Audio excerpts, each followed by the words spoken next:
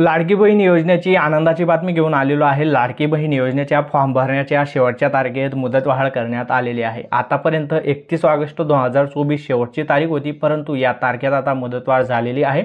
ज्या महिलांनी आतापर्यंत अर्जच केलेले नव्हते अशा सर्व महिला आता अर्ज करू शकता आणि ज्यांचे फॉर्म रिजेक्ट झालेले होते ते सुद्धा नवीन फॉर्म भरू शकतात। त्यामुळे सर्वांनाच या योजनेचा लाभ मिळणार आहे। याबाबतचा अधिकृत शासन निर्णय GR महाराष्ट्र सरकारने जारी केलेला आहे आणि त्या GR मध्ये काय माहिती दिलेली आहे, शेवटची तारीख काय आहे ते पाहूया।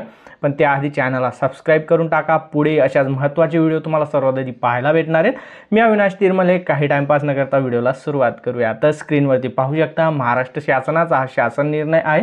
2 सप्टेंबर 2024 रोजी हा जाहीर करण्यात आलेला आहे। मुख्यमंत्री माझी लाडकी बहीण या योजनेच्या अंमलबजावणीत सुधारणा करण्याबाबतचा हा शासन निर्णय आहे आणि येथे दिलेल्या माहितीनुसार 31/8/2024 म्हणजे 31 ऑगस्ट 2024 ही शेवटची तारीख होती, परंतु आता याच्यात मुदतवाढ करण्यात आलेली आहे। शासन निर्णयानुसार येथे बघा, मुख्यमंत्री माझी लाडकी बहीण या योजनेअंतर्गत राज्यातील सर्व पात्र महिला लाभार्थ्यांना माहे सप्टेंबर 2024 मध्ये या योजनेअंतर्गत नोंदणी सुरू ठेवण्यास मान्यता देण्यात येत आहे।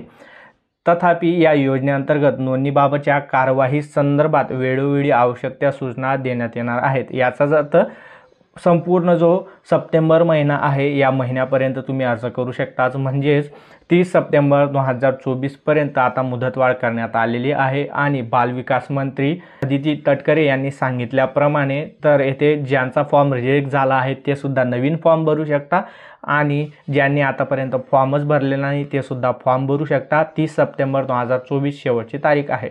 या GRची या PDF लिंक आपल्या टेलिग्राम चॅनल, व्हॉट्सअप चॅनल आणि इंस्टाग्राम चॅनलवरती देण्यात आलेली आहे। तसेच डिस्क्रिप्शनमध्ये लिंक आहे, आपले सर्व चॅनल जॉईन करून घ्या। वेळोवेळी तुम्हाला अपडेट भेटत राहणार आहेत।